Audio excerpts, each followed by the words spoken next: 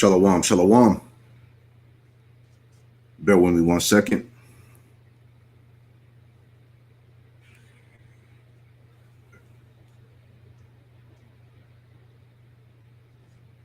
All right, let's get right into it. Hey, shalom, shalom. Quick lesson. All right, just getting right into this thing. All right, let's pull this up, let this clip play, and we'll get into the lesson.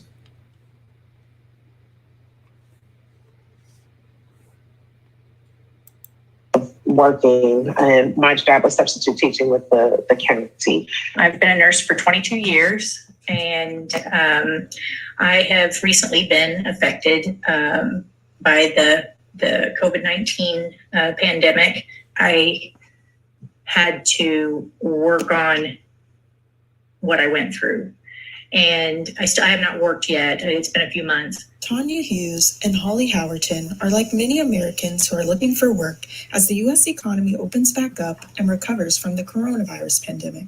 The coronavirus and unemployment. And week after week, they both keep spreading. It's a record-shattering 6.6 million Americans filed for unemployment benefits last week. Today is the first of the month, and that means bills are often due. Millions of Americans now suddenly trying to make a decision. How are they going to pay them? Over 8 million people who lost their job during the pandemic year and have not been able to return to work and go back to their old job or even a new job. Do you believe enhanced unemployment benefits had any effect on diminishing a return to work in some categories? No, nothing measurable. And the political spheres, in particularly the White House versus Republicans in Congress and quite a few Republican governors, have been debating whether or not some people are choosing to stay home and not return to work because of the extra unemployment money that the federal government is giving out right now. Paying people more in unemployment than they could receive from working is an act of substantial economic self-harm. More than a dozen states, mainly headed by Republican governors, have now said that they will no longer pay the extra $300 federal supplement. So they've rejected that extra money in order to push people back to work. So now someone is going from $600 to $300 on average. Increase benefits? Look, no. I mean, I think we're getting people back to work. It is time for America to get back to work. But for Hughes and Howerton, some federal aid have at least helped them keep up with expenses while they're out of work. I had filed for unemployment. The amount of the stimulus, the additional $600 to what I was receiving, helped with my monthly bills and food coming in. Well, I got the standard stimulus that everyone else did. I have been researching this whole time for anything I could find out there that could help a single parent that was a nurse that is no longer able to work because of what I went through. And I couldn't find anything. I even wrote the president and got nothing back.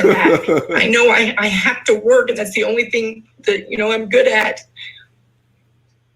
I could jump right back into it, but I'm not ready. I talk to unemployed people almost every day. Have I spoken to some unemployed people who are not returning to work because they are earning about $600 a week, which basically works out to a $15 an hour job? Yeah, they are earning more than if they went back to work, particularly at a $10 or $11 or $12 an hour job. But what I keep stressing to people is 9 times out of 10, when I'm talking to unemployed people, the vast majority of reasons that I get for why they're not able to go back to work right now or ready to go back to work right now are 3 very different reasons. Number one, some people still waiting to get vaccinated or haven't passed that 2-week mark after their second shot. Number 2 is childcare. And the last one that I think people need to understand is this year has changed people.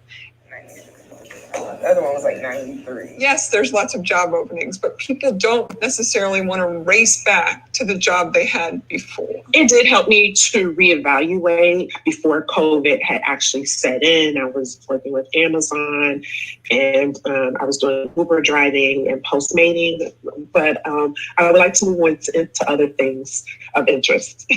Howerton is actively applying to return to work, but the time off has helped her realize her next move. They diagnosed me with PTSD now from this. I was done. And then I thought, I'm not going to let anybody take this away from me. You still have that feeling because you were responsible for these people. And so it's just been a lot, but it took me a little time to come to the conclusion that, I do still need to be a nurse. I do still make a difference. I just have to change my scope.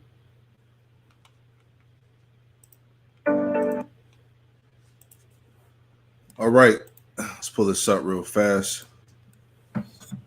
Okay, bear with me 1 second. All right, shalom, shalom. Giving all praises, honor, and glory to Yahweh Shem Al-Shad, Ba'ashem, Rakakwadash. Double honors to my elders and apostles of Great Millstone who taught me this truth. Double salutations to all you Akim out there laboring. The house of David that's pushing his word with all truth, righteousness, and sincerity.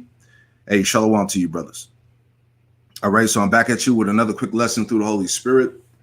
Okay, and like they say, the struggle is real. All right, this article real quick, because this is a quick lesson. Just wanted to bring this out. But this article is from the global.chinadaily.com. It says U.S. employers struggle to fill open positions. All right. And the truth of the matter is that people don't want to work. OK, this place is through. All right. And the scriptures say, neither shall there be any work for Egypt. All right. So let's read on. It says while more than 9 million Americans remain unemployed, U.S. employers are trying virtually anything from giving hiring bonuses through hiring bonuses and education benefits to families of new employees to the use of machines to fill job openings that have soared to a record level. It says openings climbed to 9.3 million during April, the highest since 2000, underscoring the strong labor demand as the economy rapidly recovered from the pandemic. The Labor Department said in its monthly job openings and labor turnover survey, JOLTS report on Tuesday, all right, which the economy has not recovered. All right, once again, all these lies that they're spewing out to the public. All right, this place is declining, man. These are all the telltale signs, okay, that this economy is declining, man, and America's finished. All right. Reading on, it says employers added 559,000 jobs in May. The Labor Department reported June 4th, falling short of many economist predictions of job growth of around 1 million, reflecting businesses' difficulties following open jobs as potential workers remain on the sidelines. You see, the unemployment rate fell to 5.8%, the first time it has dropped below 6% since the pandemic started. It says a child care shortage, continued fear about the pandemic, low wages for many jobs, and enhanced federal government employment benefit of $300 a week on top of the state maximum weekly benefit have kept some Americans from returning to the labor force, according to the surveys. Right. Because people are getting paid sitting on their ass at home. They're getting more money sitting at home than actually going out getting a job. So what do you mean? These people ain't trying to work. That's the last thing they're trying to do, man. Which all of this stuff is affecting the economy. Everybody's at home working on computers, working online. So what real physical labor is being done? You see, that's another aspect to show you that this place is finished, man. Everything's online. What are people doing online? It says some who are out of work don't have the skills needed for jobs, that they are available or unwilling to switch to a new career, while others have trouble getting hired at a level comparable to their previous positions. It says, and then there's working at home, which millions did during the pandemic, and many don't want to give it up. You see, nobody wants to go back to work. Okay. And plus, this is a gig economy. Everybody has 3 or 4 different jobs, 3 or 4 different gigs. You know what I'm saying? Barely making a minimum wage, barely making money, struggling to make ends meet. You know? So these are all the effects, as you can see. Let me get the scripture real quick. All right. This is Isaiah 19:15, straight to the point. Neither shall there be any work for Egypt. All right. Egypt is is America today. The modern day Egypt is America. Neither shall there be any work for Egypt, which the head or tail, branch or rush may do. You see, everybody's struggling. Nobody wants to work. All right. People have gotten lazy. All right. And it was all set up to be that way, using this pandemic to keep people locked in the house. You know, all this inflation that's going on, this free money that's being issued out. And like we say, where the hell are they getting all this money and these funds to issue out to these people, man? You know, which is furthering the debt of this economy to the point where it's getting ready to crash out. So the point of me doing this lesson is that all the signs are here, man. All right. Yahweh Shem Shai is cursing Babylon. Okay, let me go into this commentary on this Isaiah 19:15. I thought this was heavy too, just to add on, because I was looking this up in the commentary. All right, some Bible commentary. Okay, I read a heavy point here. All right, this is from the BibleHub.com. Let me see if I can find it. I just had it up. Oh yeah, here we go. The commentary right here, it says Barnes notes on the Bible. So from the same verse, Isaiah 19:15, this is what he said. It says, neither shall there be any work. It says the sense is that there should be such discord that no man, whether a prince, a politician, or a priest, shall be able to give any advice or form any plan for the national safety and security which shall be successful. You see? So there's no plan. There's nothing that can be put in place, all right, to save America, to save Babylon, to restore this place. All right. Like it tells you in Jeremiah 51. Let's get that real quick. All right. Let me pull it up on another tab. All right. There's no solution to help this place, just like it was it mentioned in the commentary. All right. This is Jeremiah 51 real quick. All right. Babylon 51:8, it says Babylon is suddenly fallen and destroyed. All right. And when did that happen? When this damn Jab 19 hit the scene. All right.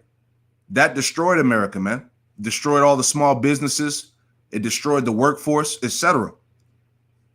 Jeremiah 51:8, Babylon is suddenly fallen and destroyed. This thing happened suddenly. How for her take balm for her pain? If so, she may be healed. Verse 9, it says, we would have healed Babylon, but she is not healed. Forsake her and let us go everyone into his own country, for her judgment reacheth unto heaven and is lifted up even to the skies, man. So this is it. Okay. Let me read a little bit more. There was another point I saw too, real quick, and then I'll get back to the to my next article. I just wanted to point this out because this is heavy. You know? Let me jump down a little bit. Bear with me, bear with me. Neither trade or business. Yeah, neither shall there be any work for Egypt, no trade, biz to carry on. It says the rivers being dried up, there was no flax to work with, and fine linen was a principal commodity of Egypt, nor any fish to catch or rushes to make paper of, as before observed. You see, so that's spiritual, because what's happening in America right now? No work, no jobs. All right, you got a famine of food. Okay, a limited supply on goods. You know, everything is basically the reserves that America has. That's what they're operating on, man. So this place is literally drying out, just like ancient Egypt did when Yahweh Shem Shai cursed ancient Egypt. All right, the same thing is happening now, man. The Lord is literally drying this place up in the spirit. You know, so I thought this was heavy. I just wanted to bring this out real quick. All right, so let's jump to my next article real fast. All right. This is from Bloomberg. It says fewer young men are in the labor force. More are living at home. It says for 25 to 34-year-olds, the two trends add up to a failure to launch. Okay. This place is failing. Okay. It says, are young men living at home because they're not working? Or are they not working because they're living at home? Hard to say, but either way, the trends are clear. More American males aged 25 to 34 are living in a parent's home, and fewer are participating in the labor force. Here are the charts. All right. You know, let me jump down. Get straight to the point at the bottom here.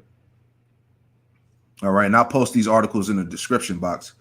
But straight to the point, it says, make no mistake. It says, though for a young man who's not working, the couch isn't a bed of roses. About half of prime age men who are not in the labor force may have a serious health condition that is a barrier to working.